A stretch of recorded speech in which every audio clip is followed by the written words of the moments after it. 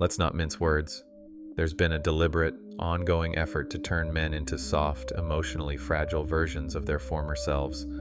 It's subtle, it's underhanded, and the worst part is most men don't even see it happening. Society, and by society I mean everything from pop culture to new age spirituality to social media influencers, has been slowly but surely chipping away at what it means to be a man. And the end result? Men are being turned into neutered, feminized husks of their former selves, all while thinking they're evolving. This whole mess is driven by a combination of soft psychology, spiritual woo-woo, and, let's be real, men's desperate, pathetic attempts to get laid by pandering to women's emotional needs. It's like watching a lion being tamed with nothing more than a purring kitten and some sparkly stickers. Men have been convinced that the way to be more attractive, more successful, and more enlightened is to embrace their feminine side, to get in touch with their feelings, and to do the work. Sounds all warm and fuzzy, right? Except it's not. What's really happening is that men are being manipulated into abandoning their natural masculinity and instead becoming fragile, emotionally stunted versions of themselves. Let's talk about one of the biggest culprits in this mess: pop spirituality. You know the kind I'm talking about, the stuff that's all over Instagram, filled with quotes like "honor your divine feminine" or "find balance by healing your inner child." It's all part of this big push to make men more feminine under the guise of emotional growth and spiritual awakening.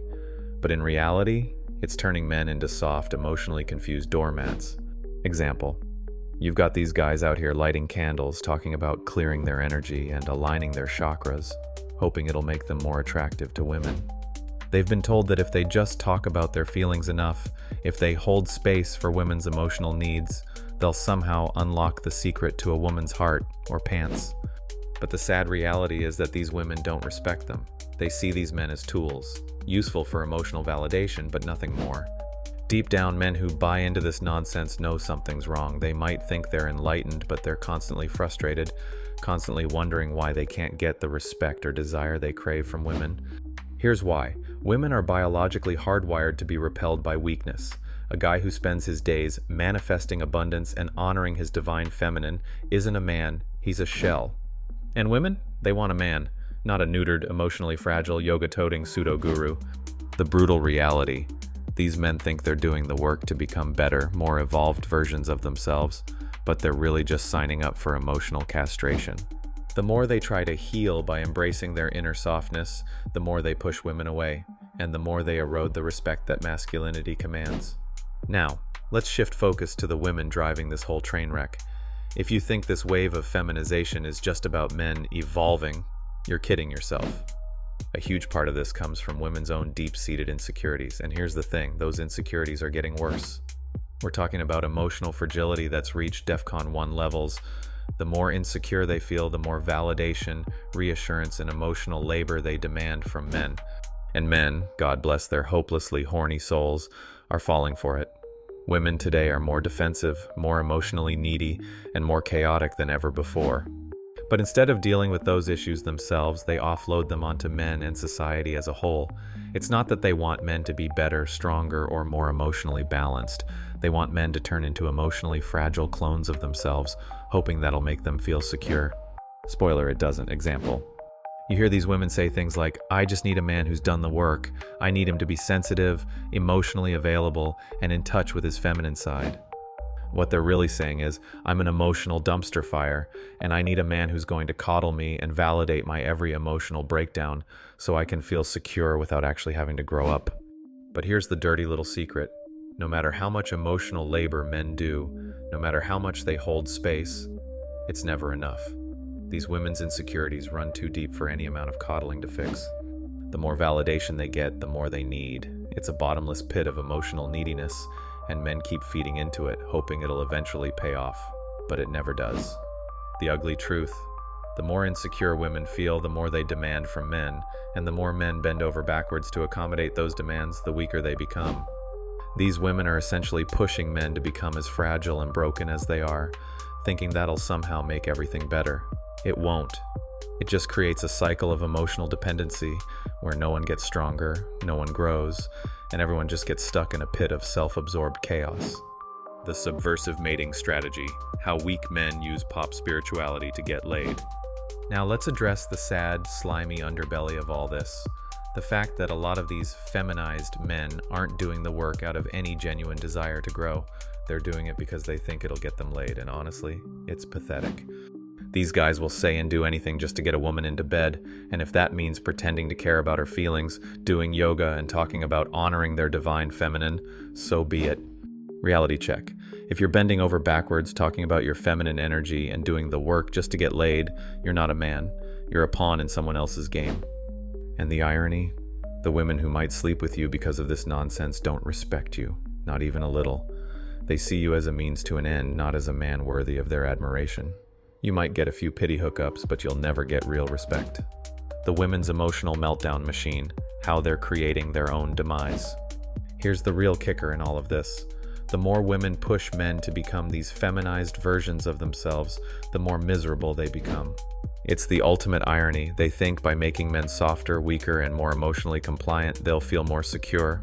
But what actually happens? They get more anxious, more insecure, and more emotionally chaotic. Why? Because they're dismantling the very thing that makes them feel safe: masculinity.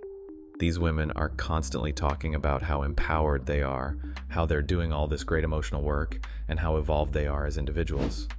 But if they're so evolved, why are they constantly spiraling into emotional meltdowns? Why do they have autoimmune issues, insomnia, crippling anxiety, food intolerances, and an endless list of things that give them the ick? That's not health, that's disease. Example.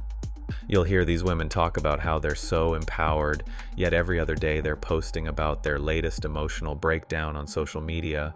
One day it's their anxiety acting up, the next it's their hormones, then it's their gut health. And yet they'll tell you with a straight face that they've done the work and that they're so enlightened. But clearly something's not adding up. How can you be this empowered goddess and still be falling apart at the seams? Here's the truth. They've confused talking about growth with actual growth. They think feeling something intensely is the same thing as healing it.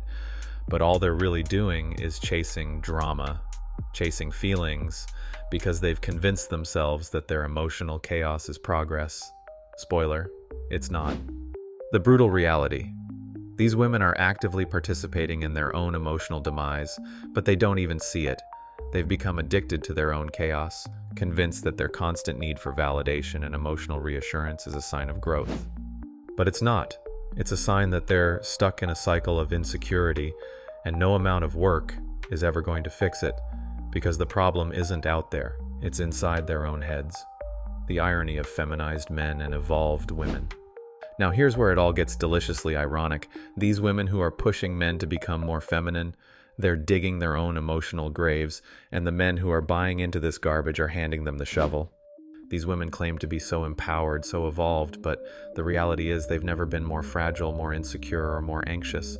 And these men who think that by doing the work, they're becoming better partners. They're becoming shadows of what they used to be. These women can't see that the very thing they're doing, pushing men to be more like them, is what's causing their own anxiety. Masculinity, with all its strength, decisiveness, and stability, is what makes women feel safe. But by demanding that men become emotionally fragile clones of themselves, these women are dismantling the very foundation of what makes them feel secure, and the more they push for it, the worse they feel. Example. If these women were so empowered, so enlightened, why do they need constant validation? Why are they still riding emotional training wheels? Why do they crumble at the slightest hint of conflict or discomfort? It's because they've confused progress with drama and feelings with facts. They've convinced themselves that because they talk about growth, they're growing, but all they're doing is creating more chaos. And the men? The more they bend over backwards, the more they give in to this emotional manipulation, the more they lose their edge. They're not becoming better men, they're becoming weaker versions of themselves. And in the process, they're making everyone around them more miserable. Conclusion: stop playing the game, start being men. Here's the bottom line. The push to feminize men and cater to women's emotional chaos is destroying both genders. The men who buy into this nonsense are losing their masculinity, their strength, and their self-respect. And the women who are driving this insanity are spiraling deeper into insecurity, convinced that the problem is the world, when really it's their own emotional instability that's wreaking havoc on their lives. If you want to be a man, a real man, stop bending over backwards to please insecure women. Stop adopting this weak, feminized version of yourself just to get laid. Women might say they want a sensitive, emotionally fragile man, but deep down they're repulsed by it. They want strength, they want stability, and no amount of new age spiritual babble is going to change that. And to the women driving this emotional dumpster fire, stop confusing chaos with growth. Stop demanding that the world and men change just so you can feel comfortable. Real strength comes from within, from standing on your own 2 feet and facing your demons head on. Until you do that, no amount of work is going to save you.